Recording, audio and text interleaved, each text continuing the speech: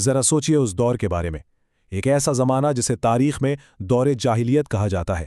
یہ وہ وقت تھا جب اصول صرف ایک تھا، جس کی لاٹھی اس کی بھینس، اور انسانیت جیسے کسی گہری تاریکی میں ایک ایسے پیغام کے منتظر تھی جو آ کر سب کچھ بدل دے۔ آئیے آج ہم تاریخ کے اسی ایک لمحے کا سفر کرتے ہیں جس نے دنیا کا رخ ہمیشہ کے لیے موڑ دیا۔ یہ کہانی مکہ کی ایک چھوٹی سی غار سے شروع ہوتی ہے، لیکن اس کی گونج آج بھی پوری دنیا میں سنائی دیتی ہے۔ تو اس عظیم واقعے کی گہرائی کو سمجھنے کے لیے سب سے پہلے اس دنیا کو سمجھنا ضروری ہے جس میں یہ سب کچھ ہونے والا تھا۔ آخر 6 صدی کا مکہ تھا کیسا؟ وہ کون سے حالات تھے جو ایک انقلاب کا سٹیج تیار کر رہے تھے؟ اس کی سب سے بڑی مثال کعبہ تھا۔ وہ گھر جو ایک اللہ کی عبادت کے لیے بنا تھا، اب اسی کے اندر اور ارد گرد 360 بت رکھے ہوئے تھے۔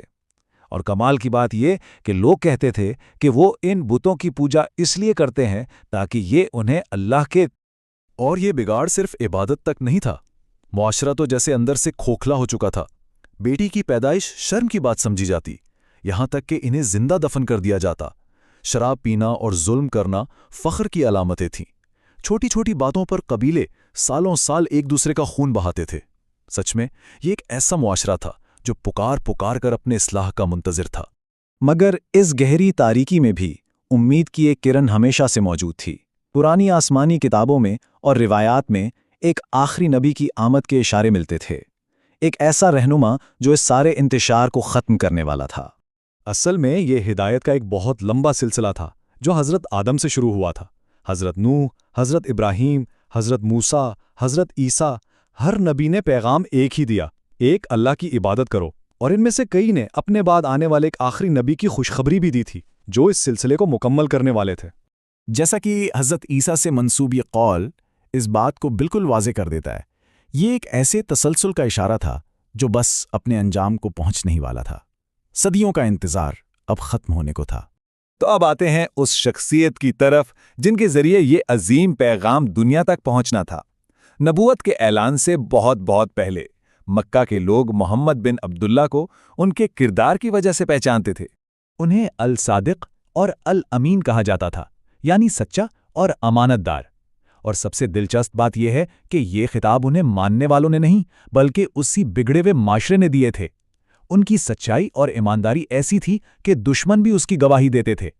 ان کے حکمت کی ایک جھلک حجر اسود کے مشہور واقعے میں نظر آتی ہے۔ جب کعبہ کی تعمیر نو ہو رہی تھی تو حجر اسود کو واپس رکھنے پر قبیلوں میں تلواریں نکل آئیں۔ ہر کوئی یہ اعزاز چاہتا تھا۔ تب طے ہوا کہ کل صبح جو سب سے پہلے حرم میں آئے گا وہی فیصلہ کرے گا، اور اگلے دن آنے والا شخص محمد صلی اللہ علیہ وسلم تھا۔ آپ نے کمال حکمت سے ایک چادر منگوائی، پتھر کو اس پہ رکھا اور سب سرداروں سے کہا کہ چادر کو کونوں سے پکڑ کر اٹھائیں۔ یوں ایک بڑی خون ریزی ٹل گئی۔ یاد رہے وہ ابھی نبی نہیں بنے تھے، مگر ان کے حکمت انہیں پہلے ہی ایک لیڈر بنا چکی تھی۔ اور پھر وہ لمحہ آیا، وہ رات آئی جس نے نہ صرف ان کی اپنی زندگی بلکہ پوری انسانی تاریخ کا رخ بدل کر رکھ دیا۔ عمر تھی 40 سال، ایک ایسی عمر جسے روحانی پختگی اور گہری سوچ بچار کا وقت مانا جاتا ہے۔ وہ اکثر مکے کے شور اور ہنگامے سے دور جبل نور یعنی روشنی کے پہاڑ کی خاموشی میں چلے جاتے تھے۔ وہاں تنہائی میں بیٹھ کر کائنات کے بنانے والے پر غور و فکر کرتے تھے۔ اور اسی پہاڑ کی چوٹی کے قریب ایک چھوٹی سی غار ہے، غار ہرا۔ یہی وہ جگہ تھی جہاں تاریخ کا سب سے بڑا موڑ آنے والا تھا۔ ایک رات وہ عبادت میں مصروف تھے کہ اچانک ایک نوری مخلوق حضرت جبرائیل ظاہر ہوئے اور انہوں نے حکم دیا، اقرا یعنی پڑھو۔ آپ نے جواب دیا، میں پڑھا ہوا نہیں ہوں۔ فرشتے نے آپ کو زور سے بھینچا اور پھر کہا، پڑھو، اور پھر تیسری بار۔ تب اللہ کی پہلی آیتیں نازل ہوئیں۔ یہ تجربہ اتنا غیر معمولی اور شدید تھا کہ آپ کا دل تیزی سے دھڑکنے لگا۔ آپ کانپتے ہوئے گھر پہنچے اور اپنی اہلیہ حضرت خدیجہ سے صرف اتنا کہا، مجھے کمبل اڑا دو، مجھے کمبل اڑا دو۔ یہ ایک انتہائی انسانی رد عمل تھا جو اس واقعے کی ہیبت کو ظاہر کرتا ہے۔ تو اس عظیم واقعے کے بعد کیا ہوا؟ کون تھے وہ پہلے لوگ جنہوں نے اس پیغام پر یقین کیا؟ یہی وہ لوگ تھے جو ایک نئی امت کی بنیاد بنے۔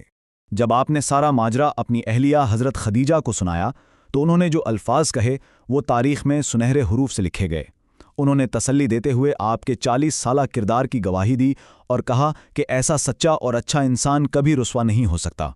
وہ ایک لمحہ بھی نہیں ہچکچائیں اور آپ پر ایمان لانے والی پہلی انسان بن گئیں۔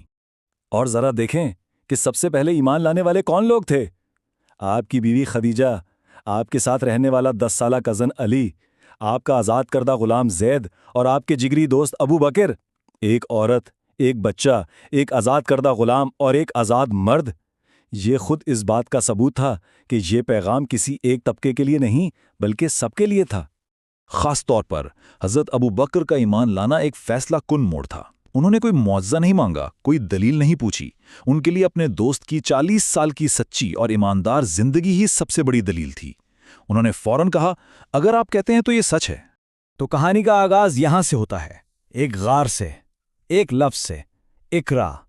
اور یہ ایک بہت بڑا سوال چھوڑ جاتا ہے، آخر ایک شخص کا پیغام جسے شروع میں گنتی کے صرف 4 لوگوں نے مانا، وہ ایک ایسی عالمی تحریک کیسے بن گیا جس نے تہذیبوں کا نقشہ ہی بدل دیا؟ یہ وہ سوال ہے جو ہمیں اس واقعے کی اصل طاقت پر سوچنے پر مجبور کرتا ہے۔